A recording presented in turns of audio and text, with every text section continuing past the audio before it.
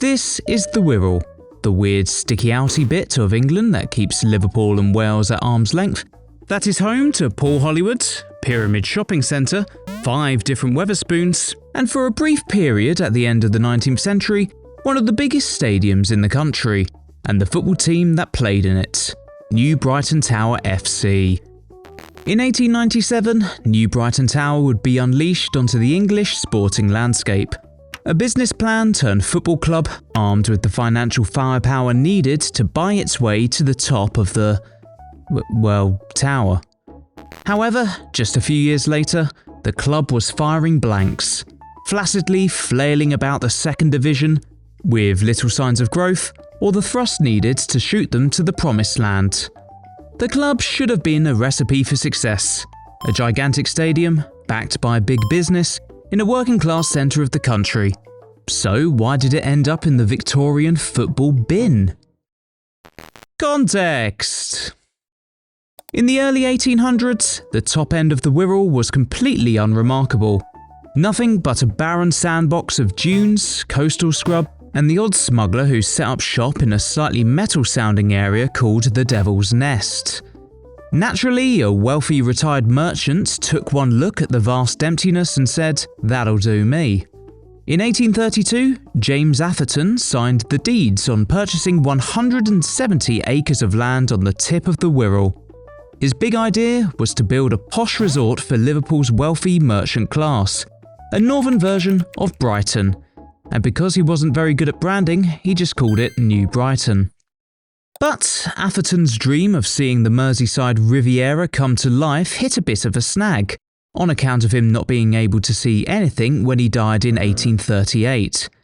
Instead of an exclusive destination for the rich, New Brighton became a seaside resort for the working class in Liverpool and for towns from across the northwest. With hundreds of thousands of people flocking to New Brighton annually by the end of the 19th century, the scale of Jimmy Atherton's original vision had grown far beyond what he had imagined.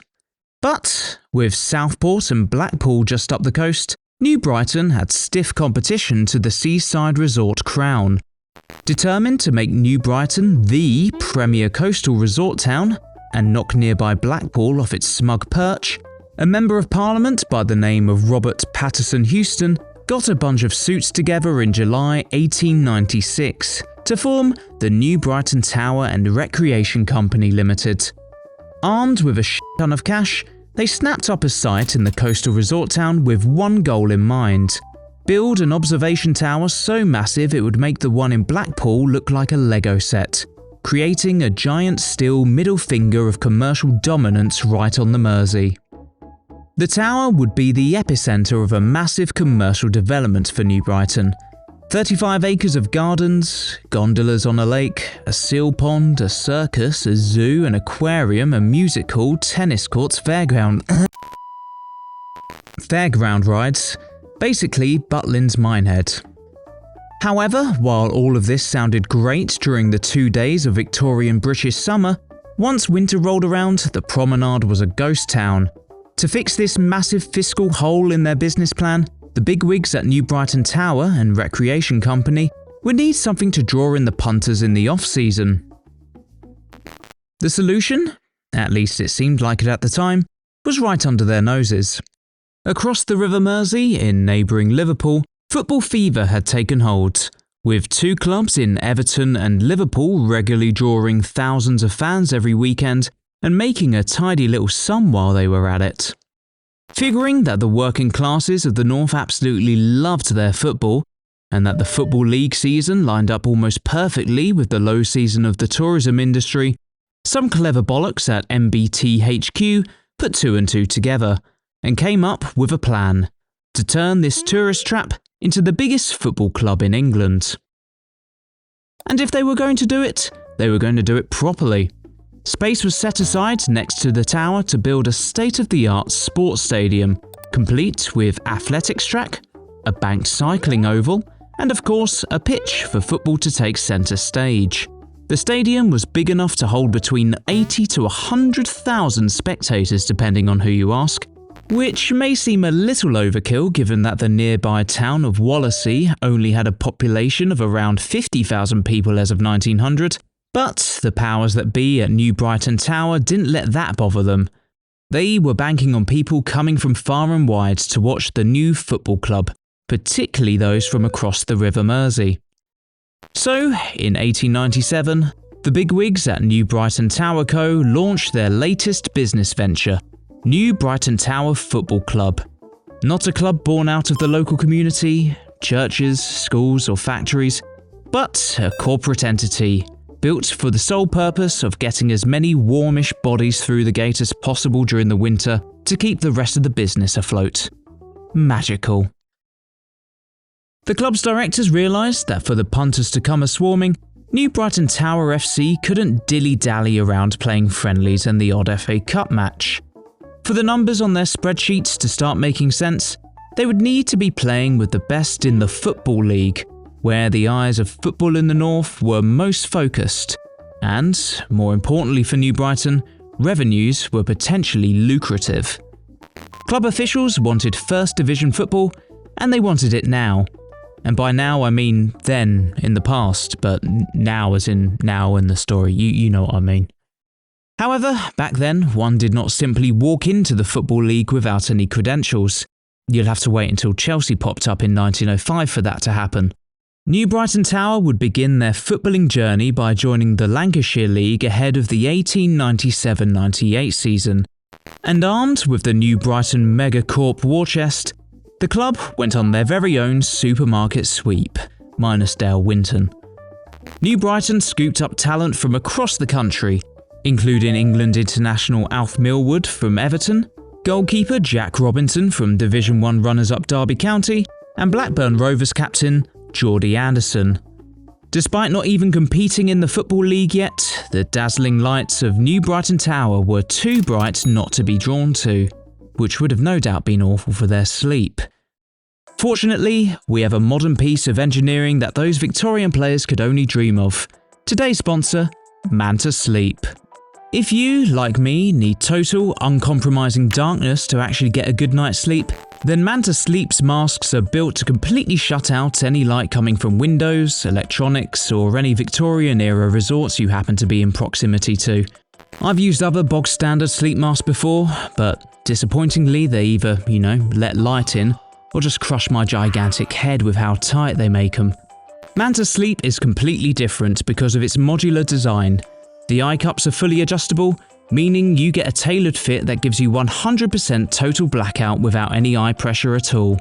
Great sleep is the non-negotiable foundation for performing at your best, whether you're a 19th century England international or just trying to survive the modern week.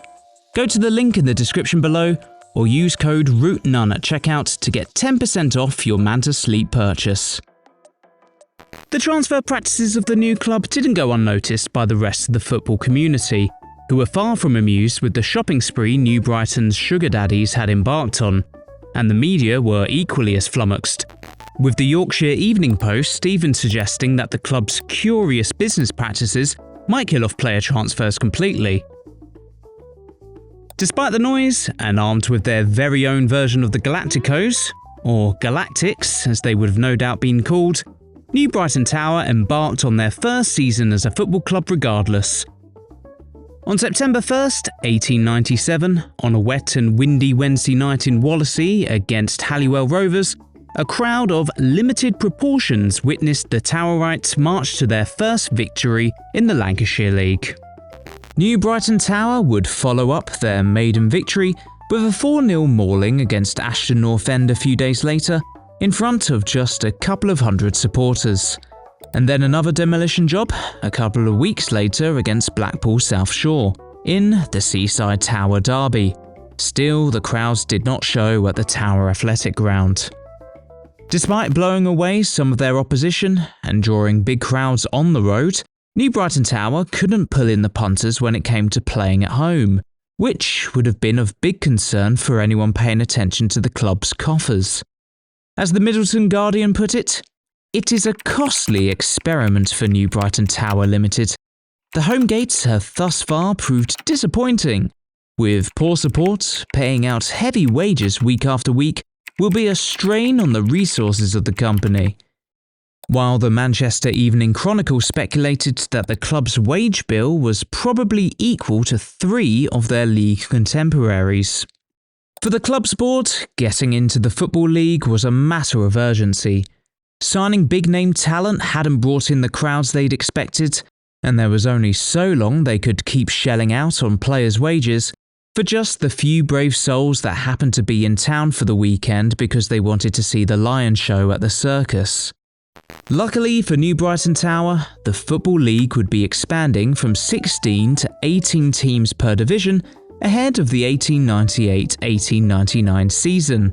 And, given that they walked the Lancashire League, winning 20 of their 26 games, they were a shoo-in for election to the second division.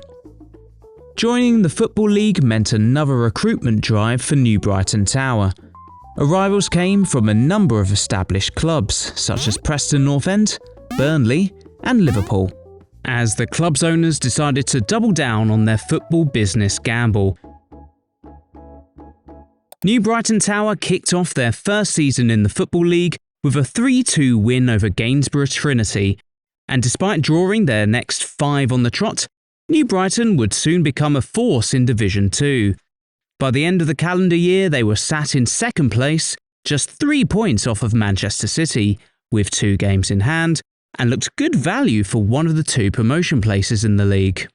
And to make matters even better for New Brighton's shareholders, it looked like football fans were finally starting to show up.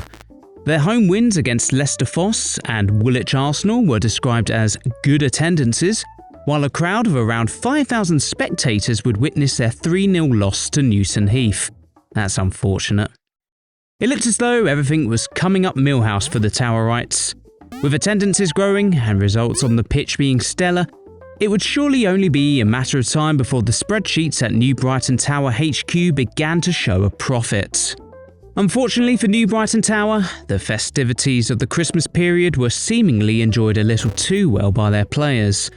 A 3-1 loss to Gainsborough kicked off a miserable start to the year for New Brighton Tower, as their players suffered from the kind of slump that I'm choosing to put down to a multi-day New Year's sesh. The 12,000 in attendance couldn't spur New Brighton a week later past league leaders Manchester City, before a 5-0 walloping at the hands of Glossop cemented their freefall down the table. Their post-Christmas hangover haunted New Brighton for the rest of the season. The club ultimately finished 5th, just 3 points behind second-place Glossop, and the club were forced to face a second season in the second division. Not gaining promotion at the first attempt caused a right old headache for New Brighton's benefactors. The fees they'd spent on players was no small amount, and despite encouraging attendances at points during the season, they were still in the deep end financially. So much so, there were even suggestions that the club's owners might sack it all in. However, rumours of New Brighton's demise were greatly exaggerated. On the contrary, even more players were on the shopping list for the club as Towners owners trebled down on their investment. Or is that quadrupled now? I've lost track. Surely, with a first season under their belts and some fresh recruitment, the club from the Wirral would challenge once again for a place in the… bollocks. The club went backwards. And the thing is, the miserable 10th place finish for the Towerites was just the start of their problems. Attendances throughout the season were just as dismal as the club's league performance, with the Athletic News reporting that New Brighton's gates would not even support a second division club. With promotion nowhere in sight, and the dreams of 100,000 Tower maniacs selling out the Thunderdome evaporating into the wet Wirral air, the club owners threw in the towel. The New Brighton Tower and Recreation Company Limited palmed the club off onto the local community, abandoning the sinking ship, leaving the residents of the west side of the River Mersey in charge. Under new stewardship, New Brighton Tower would continue life at the Tower Athletic Ground and carry on their hunt for First Division football. But, despite an admirable 4th place finish, the club missed out once again, and not for the first time. Rumours began to circulate about the club calling for last orders in the Wirral. Unfortunately for the Football League, the club's custodians would wait until after the new season's fixtures had been made to make up their minds. In September of 1901, New Brighton Tower's management abruptly disbanded the floundering club.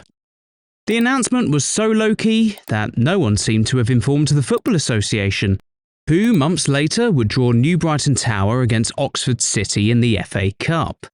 Awkward. The New Brighton Tower story, at least in its current form, was over.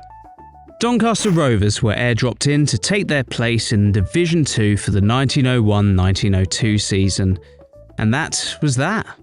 The club's final game took place in April of 1901, a 1-0 win against Woolwich Arsenal, in front of about 2,000 spectators. The New Brighton name would be reincarnated multiple times following the original club's demise, with New Brighton AFC even making it into the Football League in the 1920s. But none of these iterations would jump onto the scene with the same manner of expectations and ambition. For New Brighton Tower's corporate founders, these lofty KPIs of 1 billion spectators, all shelling out their shillings or whatever they used back then, came without the understanding of what supporting a football club means. The fundamental flaw was that New Brighton Tower was a manufactured tourist trap, not a community-born club with a captive audience of working-class punters who felt connected to their team. Meanwhile, the fanatical crowds of Merseyside would much rather stick with the institutions of Everton or Liverpool than shell out for a ferry ticket to watch a synthetic business experiment masquerading as a football club. Today, very little remains of New Brighton Tower Football Club, or the business at all for that matter. The tower is gone, the stadium is gone, the seals are gone. No, that's sad. In many ways, New Brighton Tower FC was a club a century ahead of its time. Long before multi-club ownership models, state-backed superclubs, or venture capitalists buying teams as a pure financial asset, a group of Victorian businessmen tried to disrupt English football through pure, brute force. They proved that while you can buy international players, build one of the biggest stadiums in the country, and erect a giant steel tower next to it, you can't manufacture a football soul overnight. You'll have to wait until Chelsea popped up in... Oh wait, I've done that bit.